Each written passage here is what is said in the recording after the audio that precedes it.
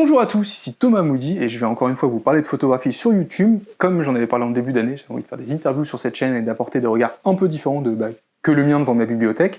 Et pour ce faire, aujourd'hui, on fait une interview. Comme vous vous rendez compte, je suis pas tout seul et je suis avec Cliff Chan qui est à côté de moi. Bonjour Cliff. Salut Thomas, enchanté, merci de me recevoir De rien. ici.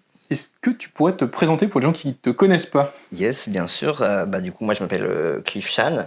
Là, j'ai 28 ans et je suis photographe, artiste photographe et je suis basé à Lille. Ok, tu es artiste photographe, du coup tu fais de la photographie. Ouais, je fais... Du coup, tu veux que je parle de ma... ta pratique, vas-y. De ma pratique directe. Ouais, tu peux y aller. Pourquoi tu fais de la photo, en fait? Pourquoi t'es tombé là-dedans et pourquoi pas autre chose? Du coup, ça fait un moment que j'y pense, mais tu vois, c'est toujours délicat, je trouve, de répondre à cette question. Tu vois, et en fait, plus j'y réfléchis, plus j'arrive à vraiment y répondre. Et quand je fouille un peu dans mon passé, en gros, comment je suis arrivé dans la photo, je pense que déjà, j'ai toujours été un peu technophile, de base. Tu vois, j'ai démonté des Game Boy ou des trucs comme ça, tu vois. Ah putain, les Game Boy, carrément. Quoi. Ouais, ou des petits jeux, tu sais, des petits trucs électroniques. Et en fait, il faut savoir que mon père a toujours filmé nos moments familiaux. Genre, on pouvait, par exemple, juste un dîner vraiment tout simple, tu vois. Il posait le trépied, la caméra, et il record, et il attendait qu'il se passe quelque chose ou machin, tu vois. D'accord. Et donc, j'ai des tonnes d'enregistrements, et donc, du coup, je pense que j'ai vu, et mon père faisait un peu de montage, mais genre en mettant 2 magnétoscopes, l'un au-dessus de l'autre, et en recordant, tu vois, dans sa cuisine à 3h du matin, enfin, vraiment, tu vois. Okay. Et donc, du coup, j'ai toujours été habitué déjà aux caméras, donc, tu vois, c'est pour ça que là, ça va, je suis plutôt à l'aise, mais... et du coup à l'image en fait en général tu vois je voyais qu'il faisait des choses et du coup tu sais c'est ton père t'es curieux et en plus tu trouves ça cool du coup je pense que déjà l'image m'est venue comme ça après je t'avoue que j'ai pas vraiment fait de photos j'ai pas genre un souvenir de photo un truc j'ai pas une histoire genre oui mon grand-père machin dans son machine un boîtier en or de ces années non pas du tout j'ai fait des études très classiques en L tout ça machin et puis j'ai commencé un boulot classique tu vois. Et en fait, je me sentais pas heureux. C'est là où j'ai commencé vraiment la photo plus sérieusement, tu vois. Parce qu'avant, j'avais des boîtiers, mais je faisais pas grand-chose. C'était à la fac, c'est ça à la fac, alors, j'ai pas été à la fac. Non, c'était après, donc pendant que je bossais. Donc, j'avais peut-être 19 ans. Et j'ai commencé à m'acheter mon premier numérique. À la base, je faisais du numérique, comme tout le monde. Je pense qu'on a tous commencé par là. Et donc, du coup, j'ai commencé vraiment à connecter avec la photo. Déjà, avant, j'étais curieux de vraiment de l'image. Tu vois, c'est pour ça que je te parlais tout à l'heure de l'image. Tu vois, j'étais curieux de Photoshop. Enfin, à l'époque, j'avais GIMP, tu vois. J'ai bricolé des choses et tout. GIMP. Voilà, tu vois. Donc, tu sens la bricole, tu vois, et que ça m'a toujours intéressé. Et donc, j'ai commencé à manipuler un peu le boîtier, à comprendre l'image. En même temps, j'ai rejoint une association photo des universités de Lille. Alors, je n'étais pas à l'université, mais bref, sombre histoire. Et c'est là que j'ai appris le studio. Enfin, tu vois, j'ai commencé à vraiment tout apprendre, vraiment tout seul, de la photo. Et ça m'a vraiment passionné. Mm-hmm. On a fait une exposition et tout. Enfin, vraiment, j'ai eu tout le petit bout, toute la chaîne un peu, tu vois. Et puis, comme je me sentais pas vraiment heureux professionnellement et tout, je me suis dit, vas-y, il faut que je me lance en fait, tu vois. Je suis quelqu'un d'assez impulsif et qui s'écoute beaucoup. Et du coup, je me suis dit, mais en fait, faut que je fasse ce que j'aime, tu vois. Mm-hmm. Du coup, j'ai décidé de reprendre des études. J'ai un peu cherché, donc à Lille, il n'y a pas beaucoup d'options. Il y a soit le BTS Jean Rostand, soit une sorte d'alternance, je crois, à Tourcoing. Okay. Et il y a aussi l'école de Saint-Luc à Tournai. Oui, ok, j'en ai beaucoup entendu parler. Voilà, du coup, je suis rentré à Saint-Luc et du coup, j'ai fait 3 ans là-bas. Donc là, j'ai mon bachelor en photographie et image animée. Du coup, je l'ai eu là en 2017. Je suis sorti en 2017. C'était vraiment très très cool, une très très bonne expérience. Enfin, tu vois, c'est vraiment l'école d'art par définition. Et du coup, juste avant de rentrer à Saint-Luc, j'ai découvert la photo argentique, tu vois. Un petit peu par le biais de ma sœur qui pratiquait vite fait avec un point and shoot et tout. Elle m'avait montré les bandes de lecture et tu sais, je trouvais que, je sais pas, dans les couleurs et tout, il y avait vraiment un truc ouf. Du coup, j'ai commencé. C'est l'argentique. Non, t'avais connu aussi quand t'étais petit déjà, les parents, vois, tout mais ça, mais sans plus. Voilà. Genre mon premier souvenir d'argentique, je pense, c'est Coupe du Monde 98, mon grand-père, tu vois, j'ai une petite histoire de grand-père.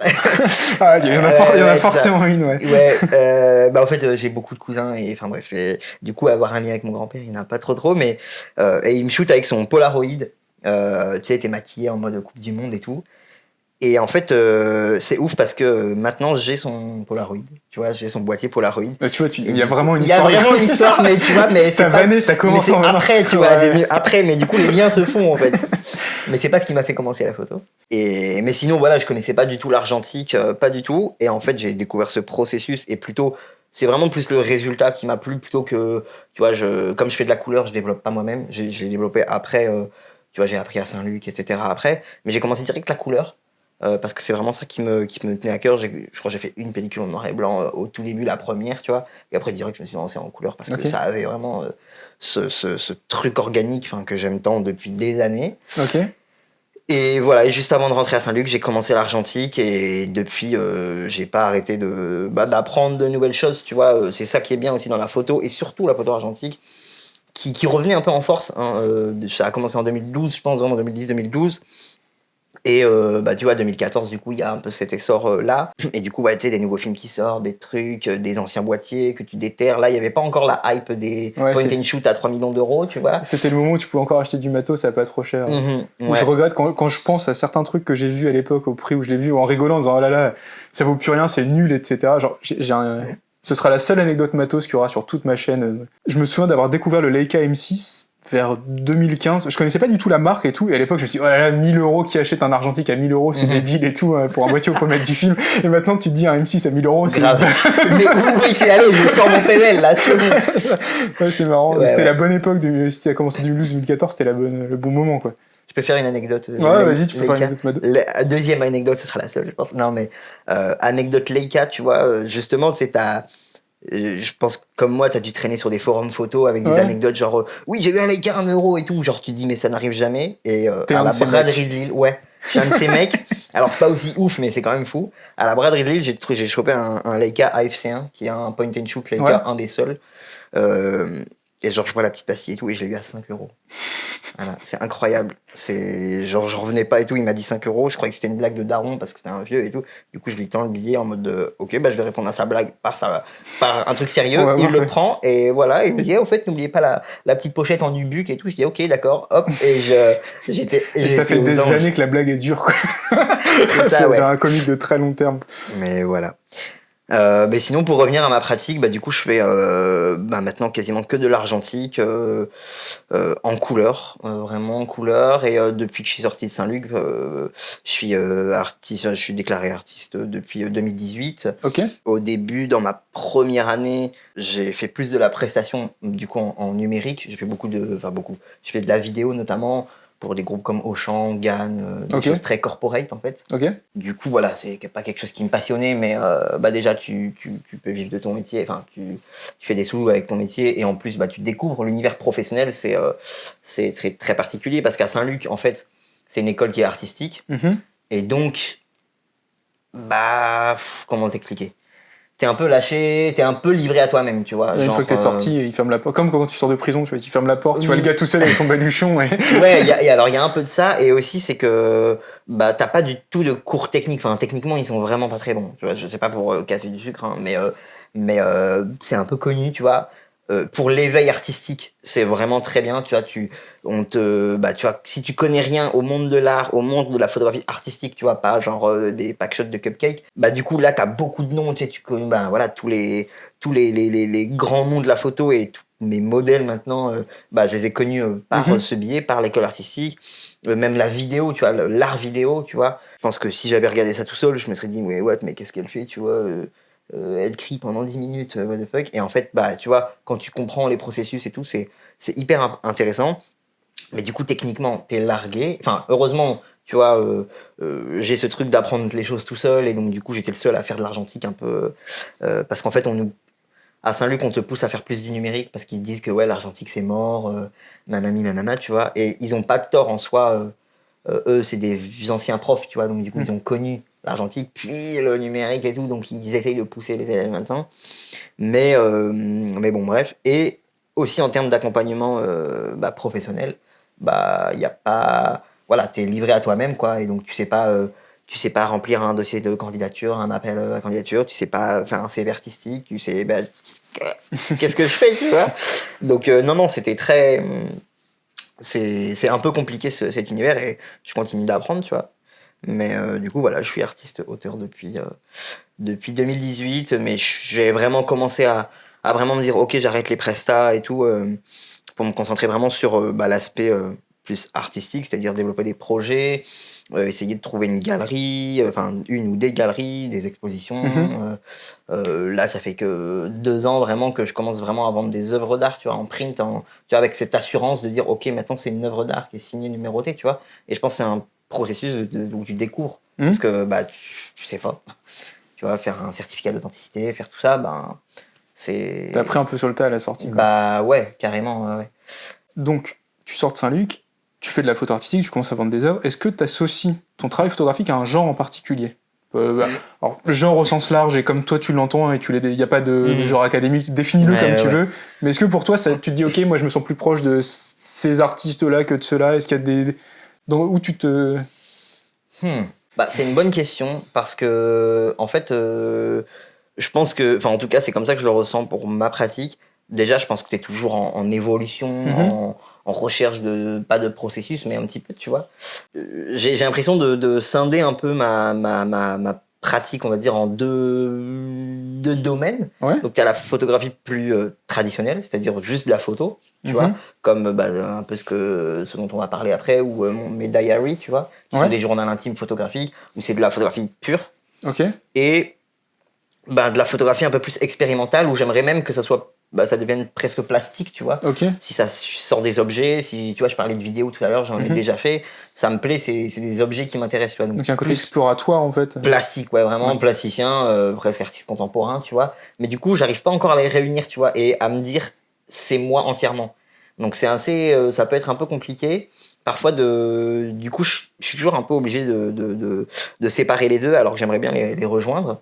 Mais du coup, définir ma pratique, tu vois, par exemple, j'ai pas encore vraiment sorti de projet plastique, où c'est que des recherches. Ok. Tu vois, on va en parler, je pense, après. Il y a pas de truc défini, pas de truc exposé, ça c'est pas fini en fait. Tu t'as dit, j'arrive pas à faire un truc qui. Enfin, c'est pas encore complètement moi, mais du coup, ça pose un peu la question du style en photographie. C'est quoi toi du coup? Qu'est-ce qu'il y a dans tes images qui fait que c'est toi? Et comment on reconnaît une image de clip? Qu'est-ce qui pour toi fait qu'on reconnaît une de tes images? Non, ça, c'est ce qui fait que c'est mon travail, et ça l'est pas. Ou peut-être tu le fais instinctivement, je sais pas si. Bah justement, c'est vraiment de ça dont je veux parler, tu vois. C'est que j'ai peur qu'en voyant une photographie, je sais pas, bah, plus classique, enfin, genre les pinces ou quoi, et quelque chose de plus plastique, bah, on en parlera après, mais des objets où par exemple, je fais des expérimentations où je roule sur du papier photo en révélant avec du révélateur, on en parlera, je pense. Bah du coup il y a aucun lien, parce que l'autre est noir et blanc, c'est très expérimental, c'est presque des taches de Rorschach, et l'autre objet c'est une photographie en couleur, tu vois, plus classique avec un sujet, tu vois, donc c'est un peu délicat en fait. Après bah je me dis c'est sous mon même nom, tu vois, c'est moi, et je devrais pas parfois me prendre la tête, mais j'arrive pas encore à faire le lien, et j'aimerais beaucoup le faire, tu vois. C'est peut-être ton axe de recherche pour la. C'est un peu ça sur ça que tu bosses pour la suite. C'est ça. C'est pour ça que j'aimerais bien avoir un projet un peu charnière où l'objet final sera une photographie, tu vois, mais où moi je me mets en scène avec mon handicap, ou des choses comme ça qui peuvent mettre le pas à des objets un petit peu plus conceptuels, ou des photos ou des trucs un peu plus un peu plus conceptuels, ou plus recherche, quoi, tu vois, qui moins tangible. Il y a des artistes qui sont dans cette démarche, qui t'inspirent, ou peut-être pas d'ailleurs, mais Tu veux dire des photographes un peu plastiques? Ouais, enfin même tes inspirations, on peut élargir le sujet, tes inspirations en général, mais... Ouais, c'est compliqué, tu vois. Parce que du coup, je fais un peu voilà, justement cette distinction, mais bah, je pense que toi aussi, tu en parles beaucoup, mais William Eggleston dans la photographie couleur. Je ne l'ai pas payé pour qu'il dise ça, très clairement. C'est la fondation Eggleston. C'est ça, qui sponsorise les vidéos. C'est ça, exactement. J'aimerais beaucoup. Stephen Shore, tu vois, Harry Gruyer, tu vois, donc des photographes très couleurs, qui jouent vraiment sur ces paysages urbains, tout ça. Ou un Wolfgang Tillmans, tu vois, qui Il y a aussi des objets photos et il y a aussi des objets un petit peu plus concept avec sa série Colors, moi que j'adore. Enfin, c'est incroyable. Là, j'ai vu une expo à Paris en juin, c'était trop bien vraiment. Tu vois, pourtant c'est des pratiques qui sont très différentes, c'est très contemporain, Tillmans. Mais du coup, c'est un peu ce genre de choses que j'aimerais, tu vois, c'est un peu mes inspirations, tu vois. Ok. Après, il y a plein de choses, hein. Comme je te dis, j'aimerais bien aussi sortir des objets physiques, tu vois, même des choses en verre, des choses en céramique, tu vois, même. Ouais, travailler vraiment la matière. Ouais, au-delà de la photo, tu vois, parce que je pense que je me conditionne pas forcément à la photographie. C'est pour ça que je pense que je suis plus artiste photographe que vraiment photographe, tu vois. Ok. Donc, voilà. Cool. Du coup, on parlait des influences, et il y a une question que je pose à chaque fois, parce que j'essaye de poser les mêmes questions à tout le monde, comme ça les spectateurs peuvent voir un peu les différences et se rendre compte que personne dit pareil et qu'il n'y a pas de vérité absolue en photographie, donc c'est plutôt cool. Et du coup, le fait de parler des influences, ça pose une question de... est-ce que des fois, il y a une espèce de conflit en fait entre les images que je dis tu en général, tu vois, les images qu'on fait et les images qu'on rêverait de faire. Tu vois ce que je veux dire ? Je pense que une partie du travail d'un artiste, c'est d'accepter l'artiste qu'il est et de le creuser, de le pousser et d'y aller, tout ça. Mais t'as toujours un peu ce côté de, je sais pas moi, des fois je me dis j'aimerais bien faire des photos de rue comme un tel, j'aimerais bien faire de la photo comme un tel, mais c'est pas moi et tu vois, il y a un peu ce conflit entre des fois tes influences et ce que tu rêverais de faire et ce que tu fais vraiment. Est-ce que c'est quelque chose avec lequel tu luttes ou en fait pas du tout, tu fais ton truc et c'est pas un truc qui t'a trop pesé dans ta pratique? Disons que je pense que j'y pense quand l'objet n'est pas fini, tu vois, ou quand le projet n'est pas fini, ou quand tu vois, j'ai jamais regardé un de mes objets ou un de mes livres photos ou l'expo, par exemple les transphotos dont on va parler, je ne l'ai jamais regardé avec un regard oh putain j'aurais pu faire mieux ou tu vois, non. Par contre, dans des projets qui sont pas encore terminés, enfin même pas forcément, qui sont en train d'être pensés, d'être maturés, des trucs, bien sûr t'as un fantasme de j'ai envie que ça ressemble à ça, j'ai envie que cet objet il soit comme ça, j'ai envie que cette photo machin. Bah oui, tu vois le sujet où est-ce que je peux prendre des gens en photo dans la rue.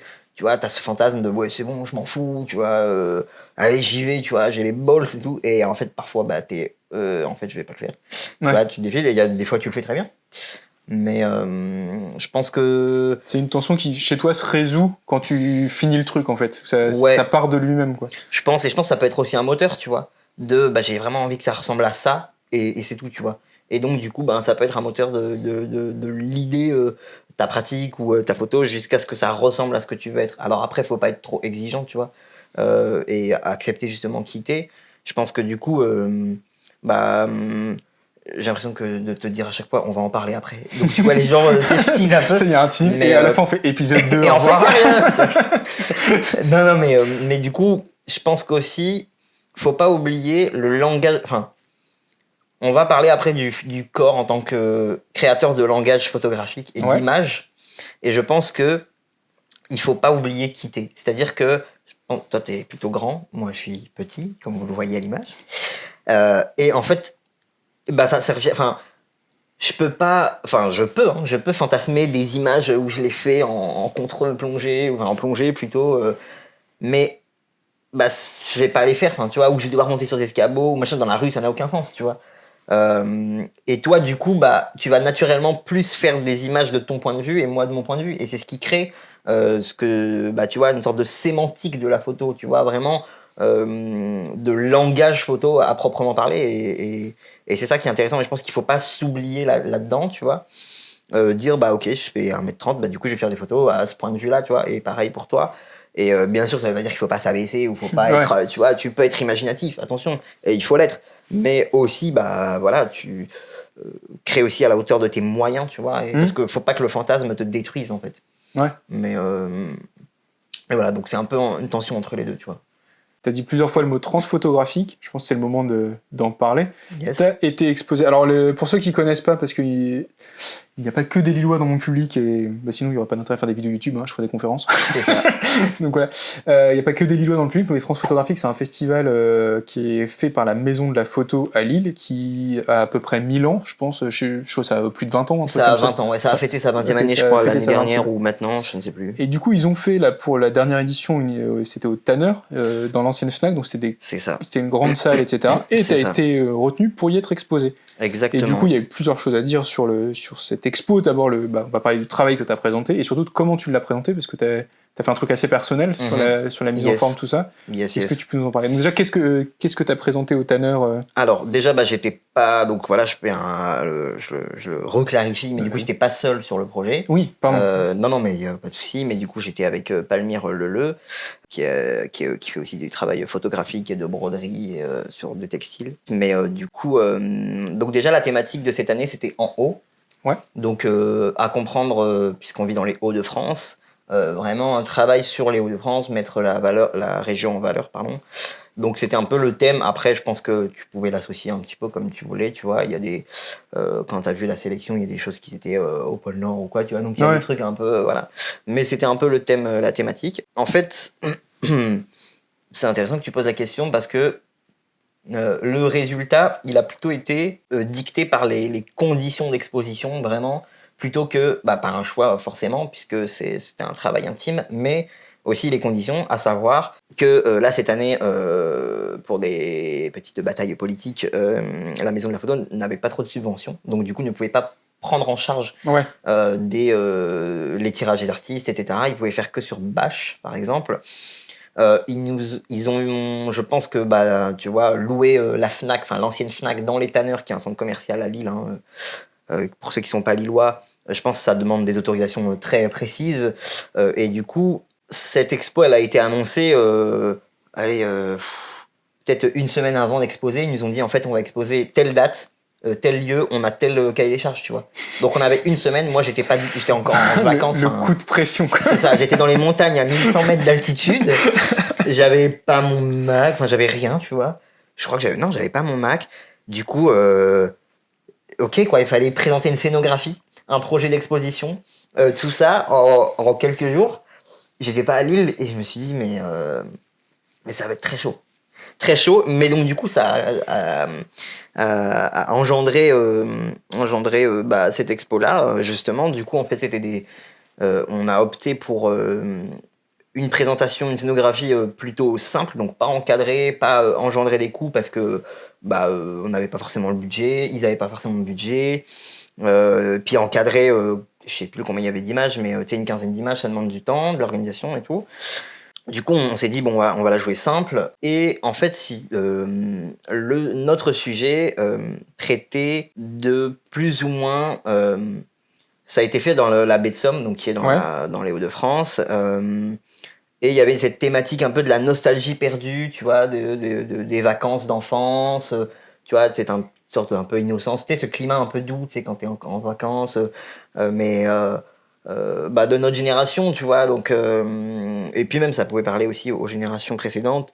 Tu vois, la caravane des grands-parents. Enfin, moi, perso, j'étais toujours dans les campings, dans des caravanes et tout, en vacances. Donc, tu vois, il y a c'est les vacances d'avant Internet, en fait. Le trajet avec la Game Boy et tout. C'est ça, exactement. Tu vois, t'as le petit sapin, là, qui sent horriblement mauvais. Mais, ou qui sent plus rien, parce que de toute façon, on le cherche. Tu sais, tout est un petit peu doux, tout est un petit peu, voilà, c'est très nostalgique et un peu, je dirais pas innocence perdue, mais voilà, il y avait un peu cette thématique-là, de par notre sélection d'images avec Palmyre aussi. Du coup, on a opté pour une scénographie très... qui me ressemble beaucoup, qui est le journal intime. D'ailleurs, Palmyre aussi tient des journaux intimes, plutôt dessins, mais du coup, c'est une thématique qu'on a en commun. Du coup, on s'est dit, on va faire vraiment une scénographie journal intime, avec juste juste des tirages qui sont pas encadrés, qui sont juste pinés, enfin épinglés sur le mur, tu vois, un petit peu comme si le mur était notre diary, notre journal intime géant, quoi, tu vois. Et on s'est dit, pourquoi pas mettre aussi quelques objets, tu vois, des petits objets, mais on voulait pas que ça devienne plastique, on voulait vraiment rester dans l'anecdotique un petit peu. Faire travailler les sens, parce que c'est aussi quand t'es en vacances, tu vois, t'as l'odeur de la caravane, t'as le bruit de, je sais pas, ton grand-père ou la voiture de ton père, ou tu vois, il y a tous ces trucs un peu sensibles en fait. C'est vraiment jouer avec le sensible. Et donc du coup on a mis notamment ce fameux sapin qui sentait bon. Il y a eu le rétro aussi, à selfie. Ouais, le petit rétro, ouais, voilà. En fait on a mis des objets qui pouvaient rappeler ces trajets en voiture, ces vacances perdues. Il y avait aussi un tirage sur une serviette. Exactement. Il y avait aussi un tirage sur une serviette. Alors ça, c'est... Un travail que j'avais vu d'une amie et artiste qui s'appelle Clémentine Balkan, qui a fait Saint-Luc à tourner, qui est très talentueuse. Bonjour Clémentine. Bonjour Clémentine. Qui avait imprimé sur des serviettes et j'avais trouvé ça vraiment très très cool, très très pertinent, tu vois. Parce que ça changeait de l'objet juste tirage, machin. Surtout que c'était un peu méta parce que c'était Voilà, le chien qui est en train d'être lavé, exact. imprimé sur une serviette qui sert à essuyer le chien, donc Exactement, un peu voilà. Et puis l'objet serviette qui sert vraiment dans les vacances, tu vois. Donc il y avait on avait aussi envie de jouer avec ce support-là, tu vois, qui était très intéressant. Du coup, c'était très approprié. Et puis ça changeait de taille aussi, tu vois. On a pu se permettre de faire je crois que c'est un 60-80 ou un 50-70, tu vois, qui est un peu plus grand. Du coup, on a joué un peu sur les tailles aussi des tirages. Pas forcément dans l'ordre d'importance, mais plutôt pour valoriser certaines images ou non. C'est le conseil à retenir si vous avez peu de budget pour une exposition, tirer sur des serviettes, c'est pas cher. C'est ça, ça exactement. coûte moins cher que le papier. Ouais, et pas besoin de faire des gros tirages pour que ça soit pertinent, surtout. Non, mais voilà, on a mis aussi une des photos sur une vieille carte routière que j'ai trouvée vraiment en speed. Sur le retour de la montagne, dans un resto j'ai route. trouvé ça sur Le Bon Coin, mais du coup, j'avais vraiment envie tu vois, l'objet carte routière, il y a aussi ce côté vacances perdues où dans nos vacances, il n'y avait pas de GPS et du coup, tu avais les cartes. Et ça me tenait à cœur de mettre une photo sur une carte. Du coup, il y avait ce côté installation qui était vraiment voulu. Et donc on a monté ça vraiment en très très peu de temps. Moi, j'ai dû faire, je t'ai dit, j'étais à la montagne, donc j'ai essayé de bricoler une scénographie. Je l'ai proposé à Palmyre. Avec Palmyre, on a eu la validation. Enfin, comme j'étais pas sur place et tout, on a fait ça en très peu de temps.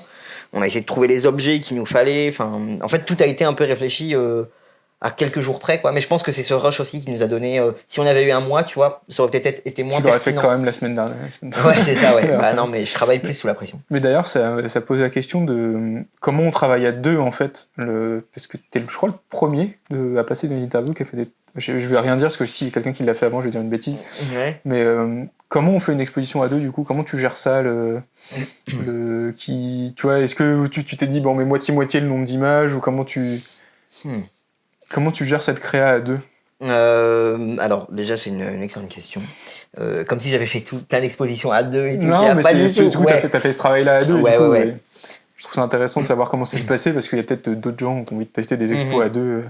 Bah déjà j'ai envie de dire tester, allez-y. Mais non mais alors en fait il faut savoir que déjà j'avais fait le dossier de candidature à deux, donc on avait déjà sélectionné un peu les images. Moi j'avais vraiment envie qu'on soit à deux sur ce projet. Palmyre n'est pas photographe de métier, tu vois, donc c'est moi qui me suis mis en charge vraiment de la rédaction de la candidature, etc. Mais je voyais vraiment notre travail en commun, et je vais parler de Replease. Hein. D'accord. Mais en fait, on a déjà travaillé à deux avec Palmyre parce qu'on a déjà offert un livre à propos de ce sujet-là qui tient beaucoup à cœur à Replease. Et donc, on a déjà travaillé ensemble sur un bouquin. Qui était juste à destination de Replease, mais du coup c'était très fluide, on savait déjà ce qu'on faisait. C'était déjà bien amorcé. Ouais, on savait déjà, et puis on a une énergie, on a un truc avec Palmyre où ça se passe très vite, très rapidement, et tu vois, du coup c'est venu très naturellement, tu vois. Je pense qu'avec d'autres profils ou d'autres personnalités, c'est peut-être plus, tu vois, je pense que c'est un équilibre, hein, c'est comme une relation. Je pense que si on monte une expo, toi et moi, ça sera peut-être pas la même chose. Ouais. Après, je pense que comme si t'aimes le travail de l'autre, tu lui laisses la place qu'il a, et ça va, tu vois. Juste, donc. Mais du coup, c'est pas le travail de les photographies quand tu les as prises, quand t'as conçu ce travail, tu savais pas encore que t'allais être exposé. Non, pas du tout. C'est quelque chose que t'as fait d'abord pour toi, pour la pratique, pour développer un peu ton. C'est ça. Il y a certaines images qui sont issues de mon diary, tu vois, par exemple. C'est quoi? Mon diary? Ah ouais, c'est pardon, excuse-moi. Donc c'est des projets libres, en fait, des livres photos qui sont malheureusement pas sortis, mais j'aimerais beaucoup sortir. Enfin, le premier est imprimé, mais du coup c'est mes projets les plus aboutis. C'est des journaux intimes photographiques. Donc t'as Diary et Dear Diary qui est la suite. Donc pour résumer très simplement, c'est 3 années de pratique, enfin 3 années de pratique, en tout cas de... En fait, disons que je capture plus ce qui me laisse sensible, plutôt que vraiment... j'ai pas vraiment une direction où je photographie que ça. Donc c'est vraiment un journal intime. Okay. Je capture plus mes sensations que vraiment des images. Après, ça fait des images, hein, bien sûr, bien entendu.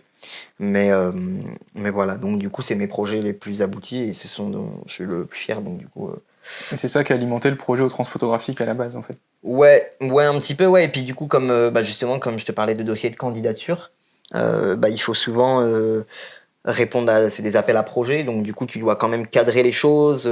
Du coup, on a vraiment décidé de mettre ça en commun. On savait un petit peu qu'on avait ce travail-là qui pouvait être sélectionnable. Mais en vrai, j'imaginais pas du tout qu'on allait sélectionner, hein, pour le coup, tu vois. Parce que mi-joie, mi-panique. Ben ouais, parce que tu vois, les transphotos, c'est quand même pas rien dans la région, tu vois. Moi, je me souviens que quand j'étais à Saint-Luc, je me disais, ah ouais, tu sais, tu vois, pour donc ceux qui sont pas de Lille, les transphotos, il y a des photographies qui sont parfois tirées en 90 sur 90 sur les murs de la gare Lille-Europe. Donc c'est pas rien, quoi. C'est pas rien d'être exposé là. Il y a vraiment des beaux noms qui sont passés, hein, franchement, au transphoto. Même, je crois qu'ils ont eu Sabine Veil, si je me trompe pas. Je me demande je sais s'ils ont pas, eu. il y a eu des Karl Lagerfeld, entre des machins. Entre qui est. En fait, je confonds qui est passé à la maison de la photo et qui est passé au transphotographique. Et j'ai un peu. Des fois, je sais plus quel nom a été. Mais avant de toute façon, c'est pas compliqué. Avant 2018, avant l'Institut pour la photographie, c'était le plus gros truc photo du coin. De toute façon, c'est ça, pendant très très longtemps, ça a été hégémonique. Donc c'était un gros. Mais ouais, du coup, un gros festival et. Du coup, je me suis dit, mais ça va jamais passer. Enfin, tu vois, c'est pas que ça va jamais passer. C'est pas que je croyais pas en mon projet, mais tu vois, ça fait. Il y a eu de la concurrence, quoi, déjà. Ouais, bah ouais, tu te dis quand même, quoi, c'est les transphotos. Et on était agréablement surpris, on était super contents. Mais du coup, dans le rush, mais dans le bon rush, tu vois. Donc, ça s'est un petit peu monté comme ça. Cool. Voilà. Donc, c'est un sujet qu'on a évoqué ensemble, avant de préparer la vidéo. Ouais. C'est quelque chose que tu as mentionné tout à l'heure. C'est le rapport qui est pas forcément. Enfin, c'est quelque chose dont j'ai pas parlé et dont j'ai malheureusement pas forcément. C'est pas un sujet que je connaissais et qui m'était venu à l'esprit, mais c'était un peu le rapport du corps que ton corps a sur la création. Voilà, le rapport que ton corps a sur la création, comment ça te fait créer des images, etc. Ouais. Tu vas pouvoir nous parler de comment toi ça t'influence, que c'était peut-être des artistes qui t'ont donné des idées sur ce genre de truc. En quoi, du coup, pour toi, le corps, ça influence la pratique et surtout la tienne? Alors, je pense que déjà, j'ai manqué une partie où je me suis présenté, parce que j'aurais peut-être dû dire que je suis en situation de handicap. Je suis atteint d'une ostéogenèse imparfaite, qui est aussi appelée la maladie des os de verre. Maladie rendue connue grâce au film Incassable, avec Bruce Willis dans les années 2000. Non, mais tu vois, donc du coup, l'antagoniste, il a cette maladie. Donc en gros, théoriquement, je peux me casser les os plus facilement. Voilà. Après, là, j'ai eu un traitement qui fait que j'ai une densité osseuse quasiment normale, mais du coup, ça a affecté, par exemple, ma croissance, mon corps, ce genre de choses. Et du coup, je suis en fauteuil roulant. Hein. Du coup, parce que c'est vrai que c'est important d'en parler, surtout pour la production d'images après. Parce que je parle de mon diary tout à l'heure, mais dans mes photographies, c'est quelque chose que, par exemple, j'avais pas conscientisé à l'époque. Mais quand j'étais à Saint-Luc, on m'a dit, un de mes profs m'a dit, mais c'est drôle parce que en fait, ton point de vue, il est beaucoup plus bas, puisque comme tu es en fauteuil, tu vois, je suis tout le temps assis, et donc mon point de vue, il est vraiment, voilà, comme quelqu'un de assis, et du coup, ça crée une typologie d'image particulière, tu vois. Okay. Donc, pour répondre à ta question un peu tout à l'heure de quelle est la patte, tu vois, moi, je saurais pas te dire, bah ouais, c'est ça, parce que, voilà, je connais mon style, mais il pourrait y avoir ce début de réponse là aussi. D'accord. Je fais un peu les réponses après. Ouais, vas-y. Mais on remettra tout dans l'ordre au montage. Mais du coup, voilà, effectivement, en fait, c'est vraiment quelque chose que j'ai développé au cours de mes années à Saint-Luc, notamment ma dernière année d'école d'art, où, en fait, si tu veux, personnellement, en tant que personne en situation de handicap, t'as un gros combat, on va dire, personnel qui est de se faire accepter en tant que personne normale, ce qui ne veut absolument rien dire, mais on s'entend. Okay, d'accord. Et du coup, d'être un petit peu comme tout le monde et d'être pas valide, tu vois, mais voilà, de s'intégrer au mieux, tu vois. Et en fait, chez moi, c'est passé un peu par presque, je vais pas dire le rejet, mais presque de tout le milieu du handicap, tout ça. J'ai très vite, dans ma jeunesse, essayé de m'émanciper, tu vois, des structures un petit peu spécialisées. Ouais, spécialisées, okay. Voilà, parce que déjà, j'avais pas forcément de besoin, mais c'était vraiment un besoin, besoin physique, hein, tu vois, de kiné ou autre. Mais c'était aussi un besoin personnel de m'émanciper pour m'intégrer, en fait, finalement, avec les valides, tu vois, au collège notamment. Et en fait, je me suis rendu compte que c'était un petit peu... Enfin, du coup, des années ont passé, tu vois, et ça a très bien marché, parce que Tu vois, moi, mes amis, maintenant, tu vois, souvent, ils me disent, bah, tu vois, on oublie un peu que t'es en fauteuil, tu vois. Mais en réfléchissant à la pratique, parce que je fais souvent beaucoup ça, tu vois. C'est important. Bah ouais, c'est important. Quand tu dors pas à 2h du matin, comme ça, tu réfléchis. Non, mais... et je me suis dit, ben, c'est un peu dommage que je rejette un peu cette partie de moi, alors qu'en fait, cette partie de moi, elle a justement fait émerger cette singularité, ma sensibilité, à travers la photo, tu vois. Ouais. Et du coup, pour le dire autrement, si j'avais pas été en fauteuil roulant, si j'avais été valide, peut-être que j'aurais pas eu cette sensibilité-là, et j'aurais pas eu bah, ce truc un peu, cette essence de créateur, tu vois. Donc, du coup, au lieu de la rejeter vraiment, tu vois, j'ai commencé à vraiment l'accepter, à vouloir l'intégrer dans mon travail. Ok. Parce que déjà dès 2014, je crois qu'on en a parlé aussi notamment dans ta chaîne, mais on parlait de Viviane Meyer, tu vois. Ouais. C'était une des années, je crois que c'est une des années où il y a eu le documentaire de Viviane Meyer qui est sorti, je crois C'était- 2013 ou Ouais, 2014. c'est dans ces eaux-là, ouais. D'ailleurs, ça m'a fait un choc, enfin, j'ai vraiment adoré ce documentaire, peu importe. Mais du coup, c'était aussi la pratique de l'autoportrait, tu vois. Et l'autoportrait, il y a ce truc, déjà photographiquement, c'est hyper intéressant. Mhm. Et après, ça te fait te poser ces questions sur toi-même, tu vois. Sur toi-même, sur ton corps. Parce que si tu te prends en photo, qu'est-ce que tu mets dedans qui t'est. Ouais, et bah, qu'est-ce qui est intéressant là-dedans, Ouais. tu vois. Déjà photographiquement, quel langage image tu développes. Et ensuite, bah, le seul sujet, c'est toi, tu vois. Et c'est ça qui est bien dans l'autoportrait, et c'est pour ça que j'ai beaucoup aimé. C'est que, notamment dans certains de mes voyages, bah, parfois t'es seul, et du coup, tu te dis, ben, je veux une présence humaine, mais il y en a pas, tu vois. Tu vas pas commencer à héler un passant. Tu peux, hein, tu vois, si c'est, tu Viens vois. faire un selfie et tout. Ouais, non, mais et du coup, ben, comment rendre, tu vois, tu vois, mettons, tu vois une scène qui est bien, Mhm. mais il y a un manque de présence ou il y a un truc que tu veux donner, parce que tu vois, quand il y a un humain dans une photo, il y a toujours tout de suite une présence qui est plus marquée. Et en fait, parfois, tu dis, bah, en fait, il y a moi, tu vois. Et heureusement, l'homme a créé le retardateur. La plus belle invention de l'histoire de la photo. Exactement. Avec la télécommande, si. Ouais, c'est vrai, mais j'utilise pas ça, faudrait que je... Et donc, du coup, l'autoportrait est venu un peu naturellement. Et ces questions-là viennent après de la représentation de son corps, de soi-même aussi. Après, tu vois des artistes comme Cindy Sherman, tu vois. C'est tout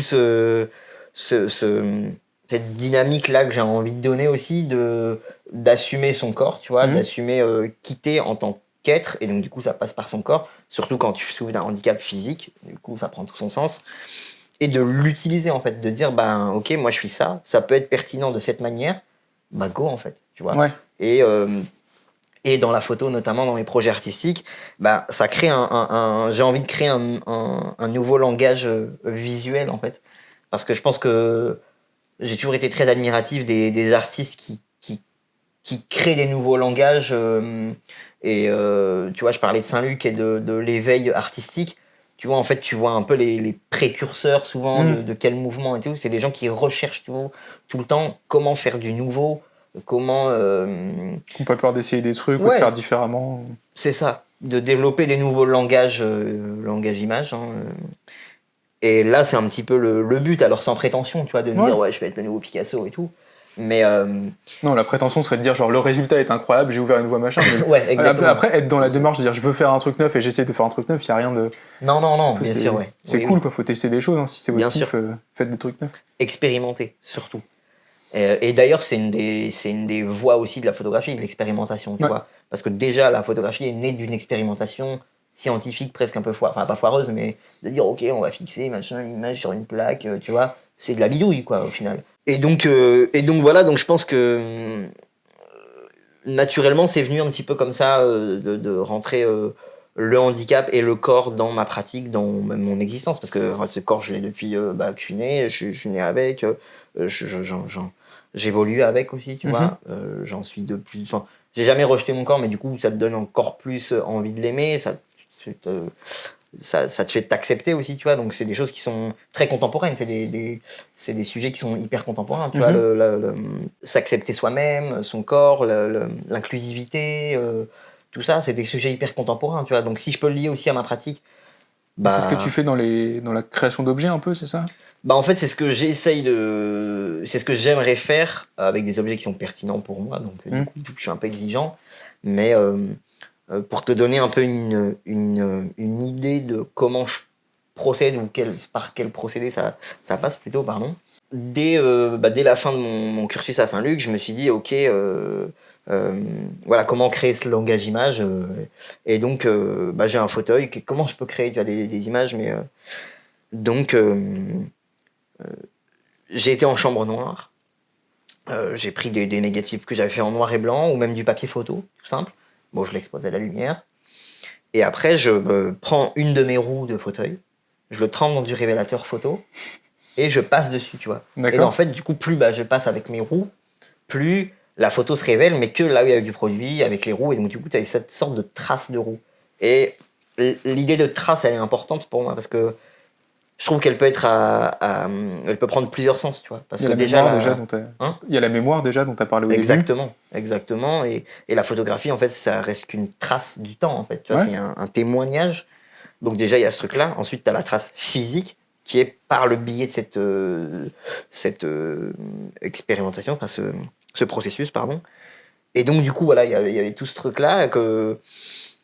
Mais tu vois, par exemple, si on revient sur le sujet de tout à l'heure, ça reste pour moi encore de l'expérimentation. Tu vois, parce que j'ai pas encore trouvé l'objet final que j'aimerais présenter. Je me dis, ah, ça c'est abouti, Ouais. ça c'est bon, tu vois, c'est carré. C'est encore trop expérimental. Tu sais, j'ai déjà fait de la vidéo, j'ai déjà fait des trucs. J'ai fait la même chose, par exemple, en mettant une feuille blanche, une grande feuille au sol. J'ai mis de la peinture verte tout autour et je suis passé en fauteuil, tu vois. Donc du coup, il y a aussi ce truc d'effort physique, tu vois. L'effort physique qui révèle l'image peu à peu, tu vois. Je l'ai capté en vidéo par-dessus. Et après, en post-production, en fait, là où je passais, j'ai pris de la couleur verte pour le fond vert. Ah ouais. Et en fait, ça révélait une vidéo derrière, tu vois. Donc le processus est cool, mais j'arrive pas encore à être pertinent, à savoir quelle vidéo je veux, tu vois. Ouais, c'est amorcé, mais t'es pas... Voilà, ouais. Donc c'est que des Par contre, projets de t'as dû te faire recherche. chier avec la peinture verte, j'aurais pas pensé, mais c'est... Habile. Ouais, mais tu vois, du coup, c'est toutes ces idées-là. Je te parlais notamment de ma maladie donc qui touche les os. J'ai fait dans ma vie genre énormément de radiographie. Donc déjà la radiographie c'est un médium photo, c'est hyper intéressant et donc j'en ai énormément, genre j'ai un dossier qui est comme ça à l'hôpital et tout. Du coup j'ai envie aussi par exemple de travailler à propos de mes radiographies. J'ai déjà fait quelques expérimentations, notamment tu vois j'ai envie de les agrandir ou de les assembler, tu vois. J'ai essayé d'en faire comme un négatif un peu. Bah ouais, voilà, j'ai Ouais. essayé d'en faire des négatifs, soit des 24-36, soit des 6-6 ou des 4-4. Mais déjà, j'ai pas de labo qui tire parce que je veux des gros formats, tu vois. Je pense que c'est là où ça prend vraiment son impact. Donc j'ai essayé de bidouiller des collages, des trucs, mais j'ai pas encore trouvé un labo qui fasse des gros tirages où c'est au frénois, tu vois. Mais voilà, il faudrait que j'ai le temps et les moyens. Donc c'est des choses qui sont en gestation. Mais tu vois, par exemple, c'est des choses qui sont... Enfin, comme c'est en labo, c'est noir et blanc, tu vois. Et moi, ma pratique, elle est en couleur. Et par exemple, j'ai envie d'un objet en couleur. Donc comment faire, tu vois.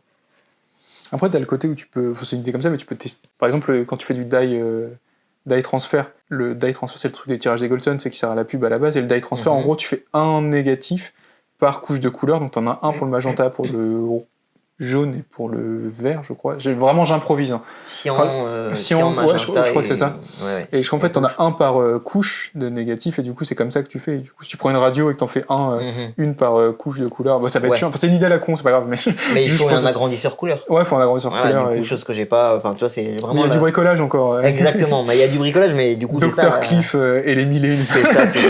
C'est ça. Non, mais c'est vrai, de toute façon, la photo, c'est de l'expérimentation, tu vois.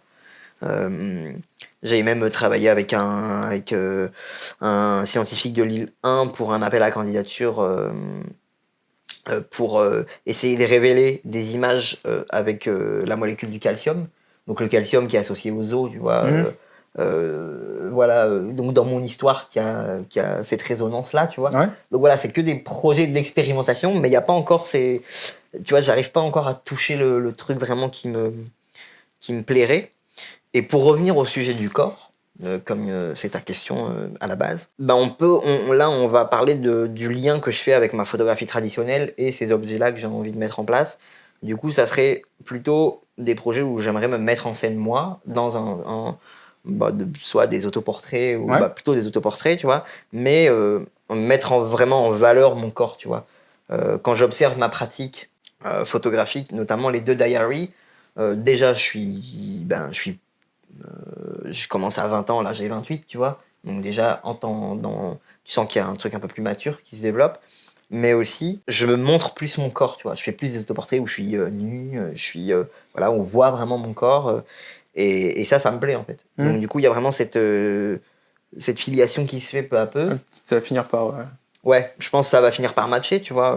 En fait, la thématique du corps, elle m'a toujours un peu intéressé parce que d'abord, c'était le corps des autres, et notamment celui des femmes, puisque moi, je suis hétéro cis. Donc voilà. Mais tu vois, il y a aussi voilà, le corps m'intéresse, et puis quand t'as un corps comme le mien, bah forcément, c'est encore plus pertinent, on va dire. Et puis dans ma photographie aussi, il y a tout ce côté très sensuel, tu vois, dans un mode... Bah, j'aime le monde de la nuit, j'aime ce que ça veut dire, ce que ça représente, j'aime la sensualité, j'aime la sexualité même, tu vois, en tant que sujet. Donc du coup, j'aimerais aussi faire ce rapport avec comment moi, en tant qu'individu, j'entretiens le rapport avec mon corps et comment les autres peuvent aussi entretenir, tu vois, ce rapport-là, tu vois, quand... j'ai toujours eu des femmes merveilleuses autour de moi, tu vois, et c'est pas... mais du coup, je suis un peu étonné avec, tu vois, le corps que t'as et tout, tu pourrais perdre parfois confiance en toi, tu vois, et du coup, j'aimerais bien le faire retranscrire, tu vois, en photo, notamment. Donc voilà, c'est vraiment des sujets qui m'intéressent et que j'aimerais creuser par la suite, tu vois. Du coup, on va être obligé de te réinviter quand tu auras trouvé la solution à tout ça et quand tu auras détricoté ces nœuds dans une œuvre qui marche bien. Donc, Cliff, arrive la question fatale. Alors, je le dis de temps en temps dans l'interview, je mets un peu le même plan à chaque fois pour que les gens puissent comparer les réponses. J'aime bien que chacun fasse ses réponses aux mêmes questions. J'arrive pas toujours à m'y tenir, des fois j'ai des gens bavards, tout ça, mais bref. Mais il y en a une auquel vraiment je tiens, c'est la question des 3 conseils. La question des 3 conseils, c'est simple. Si tu avais 3 conseils à donner, alors c'est aux gens qui nous écoutent, mais si ça peut t'aider, les choses que tu aurais aimé savoir quand tu es sorti de Saint-Luc, par exemple. S'il y a 3 trucs que tu dis, putain, si ça je l'avais su avant, ça m'aurait fait grave gagner du temps et ça aurait été cool. De ton expérience des dernières années, les 3 trucs que tu as trouvé importants pour développer ta pratique, pour aller de l'avant, pour trouver des idées, je sais pas, les 3 trucs que tu as appris qui t'ont été le plus utiles et que tu voudrais donner au petit Cliff qui avait 20 ans. Bah, je pense que je peux prendre un peu à contre-pied ta question. Oh, carrément. Je pense que le petit Cliff de 20 ans, il a une énergie que j'ai plus vraiment. C'est-à-dire que quand vous commencez la photo, quand tu commences la photo, t'as ce truc de tu testes un peu tout, tu vois. T'es un peu foufou. Donc parfois c'est un peu nul, mais c'est pas grave en fait. Cette énergie-là, elle est super bien. Et je trouve que parfois quand t'es photographe et que on parle pas de règles des tiers et tout, mais tu sais composer une photo. Quand tu sais composer une photo, c'est pas que tu tentes plus vraiment de trucs, tu vois. On en parlait hier avec Rébulis justement, mais il y a ce truc-là un peu moins foufou. Tu vas dire, vas-y, je me mets comme ça, tac, tac, tu vois, mais que tu fais plus vraiment parce que tu dis, mais non, attends, une photo, je la compose comme ça, attention, je suis. Et donc, peut-être que le Cliff de 20 ans, il pourrait encore m'apprendre des choses, tu vois, je pense. Ah ouais, c'est marrant. Ouais, déjà, c'est sûr. Moi, j'adore voir les gens qui commencent la photo. Parce que justement, ils ont ce truc-là de si je fais ça, tout est possible, tac. quoi. Ouais, tu vois, ils prennent des. Et toi, t'es là, t'es en mode, mais oui, mais ça, j'aime cette énergie-là, tu vois. Donc, il faut garder cette énergie-là le plus possible. Premier conseil. Deuxième conseil, tu me prends un peu à contre-pied. C'est pas la plus simple. Non, c'est pas la plus simple. Un conseil que je peux te donner, pas forcément au Cliff d'avant, mais aux gens qui peuvent nous écouter, c'est le matos n'est pas important. Le matos n'est pas important, mais si vous voulez du matos, il y a toujours moyen de filouter ou de trouver des moyens d'en avoir. Moi, mes boîtiers, j'ai quand même des boîtiers, je vais pas dire iconiques, mais qui sont quand même, tu vois, j'ai un Rolei 35 SE, j'ai ce Leica AF, j'ai un Canon EOS 1N, j'ai un Minox 35 GT, j'ai un... Enfin, tu vois, je fais un peu le matos et tout, mais finalement, j'ai jamais... Hits, quoi. Ouais, tu vois, c'est des bons trucs, mais j'ai jamais payé ça plus de, tu vois, j'ai toujours trouvé des petites combines, mon coin, des trucs, faut juste avoir l'œil, tu vois, mais en vrai, le matos, il fait rien, quoi, tu vois, j'ai commencé avec un Pentax P30, que j'adore, c'est mon boîtier genre de cœur, tu vois, parce que, il est polyvalent, il est un peu bidon, t'as un mode auto si t'as pas envie de te prendre la tête, l'optique, elle est correcte, mais moi, j'ai fait je vais pas dire des dingueries, mais des photos que j'aime encore et que j'aimerais ad vitam aeternam, je pense. Donc le matos, il est pas important, vraiment. Donc, le premier conseil, donc, c'est de profiter de l'énergie que vous avez au début, si vous l'avez encore. C'est ça. Filouter pour le matos si vous pouvez. Et le dernier, ce que ce serait pas tout simplement d'expérimenter, en fait. Ce que tu fais toi-même. Ouais, carrément. Carrément, et je pense que c'est un peu... je sais pas quelle tranche d'âge a ton auditorat, mais... Faudrait regarder les statistiques. Mais n'écoutez pas les papy bokeh. Non mais n'écoutez pas ceux qui vous disent oui c'est pas comme ça qu'on développe, il faut faire tel temps de pause et tout. Ouais. C'est pas vrai en fait, c'est entièrement faux. Alors ça veut pas dire qu'il y a pas de règles et qu'il faut faire n'importe quoi. Enfin faites n'importe quoi. Vous verrez que parfois vous allez avoir des résultats qui sont juste pas exploitables. Mais il y a pas vraiment de. Il faut prendre le savoir quand on peut le prendre et après faut un petit peu l'inventer à sa sauce et expérimenter en fait. Il y a pas de. Parce qu'en fait, j'ai l'impression que parfois, plus on a du savoir, et c'est un truc qui est très... pas dans les anciennes générations, mais souvent dans les anciennes générations de la photo. Tu vois, je parlais de mes profs de Saint-Luc avant, qui sont en mode no argentique et tout. Moi, je dis, mais fuck, tu vois, j'ai envie de faire de l'argentique et je le fais. Et en fait, finalement, ils m'ont laissé faire parce qu'ils ont vu, tu vois, que... Mais du coup, c'est un peu refuser aussi ces dictates-là, tu sais, la règle des 2/3, les trucs, que tel temps de pause pour faire un bon tirage, sinon c'est mort et tout. Non, tu vois. Enfin, c'est pas refuser les règles, c'est genre les réorganiser parce que là, les gens qui pratiquent de l'argentique maintenant, c'est plus une communauté de 20-30 ans. Ouais. Du coup, ils réinventent des trucs, tu vois. Ouais. Ils font des dingueries, ils prennent des polas, ils font des machins, tu vois. Et c'est ça qu'il faut, en fait, justement. Parce que de toute façon, c'est le propre des modes, c'est prendre des anciens codes et les réarranger avec soit les outils, soit avec des... Tu vois, moi, j'ai pas honte de retoucher des négatifs sous Photoshop, tu vois, parce que t'as ces outils-là, tu vas pas... je suis pas en mode je refuse, machin... Le puriste. Ouais, le puriste, ça... Tu peux, tu vois, mais si t'es un gars de ouf, mais en vrai, si t'es un gars de ouf, t'as pas besoin de te mettre de barrière, tu vois. Ouais. Donc, voilà, tu peux avoir des règles, je dis pas, mais il faut s'affranchir parfois des règles et d'expérimenter. N'ayez pas peur. Voilà. Bon, ce sera le mot de la fin. Du coup, on récapitule. Gardez l'énergie que vous avez quand vous êtes jeune, filoutez le matos et expérimentez tout en vous fichant des dictats et des règles. Exact. Je me suis pas trompé, c'est bien. Non. Et merci beaucoup, Cliff. Merci à toi. Pour ce petit Thomas. moment sur la chaîne, c'était cool. Ouais, carrément. Et au plaisir de revenir si tout ça se concrétise. Faut faire l'épisode 2 avec le résultat. Et aussi merci à vous d'avoir regardé cette vidéo jusqu'au bout. J'espère que ça vous aura plu. Toutes les informations qui concernent Cliff, les vidéos dont on a parlé, les sujets, toutes les choses qu'il y a à mettre dans la description sont dans la description. Si vous avez aimé la vidéo, laissez un petit pouce bleu, c'est super important, et commentez-la. Comme je le dis à chaque fois que je fais des formats longs, c'est des formats qu'il faut soutenir sur YouTube pour qu'ils soient plus vus. Donc si vous aimez, dites-le, c'est super important. Et moi je vous dis à bientôt pour la prochaine vidéo. Voilà. Salut. Salut. Je vais boire un coup. Vas-y. Yes, je vais faire la même. Je vais boire. J'aurai un bêtisier d'à peu près 50 moments où on boit. C'est de l'eau. Ah ouais, c'est de l'eau, je suis en dry January. Tu sais, on est immobile, genre le cut ne se voit pas. Tu peux synchro si tu veux. Tu peux faire clap. Vas-y. Je sais pas si j'ai répondu à tout bien, tu vois. Je recadre quand tu réponds pas de toute façon. Je te recadre si tu dis de la merde. Je voulais pas le dire comme ça. C'est encore fini dans le bêtisier, ça. On l'a tous compris. Je pense que... Attends, je vais poser la question parce que là c'était cool. Vas-y. C'était pas ça la question? Si, j'attendais juste que tu termines. C'est bon, c'est terminé, tu peux y aller. Ok. Il a pas enregistré. Ouais, c'est bon, au pire je mets un plan fixe de toi et je fais tout en voix off derrière. Allez. Bonjour, je m'appelle Cliff, je voulais raconter.